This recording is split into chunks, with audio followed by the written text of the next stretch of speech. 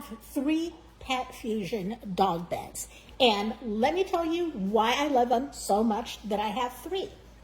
The one that I got the first one in 2016.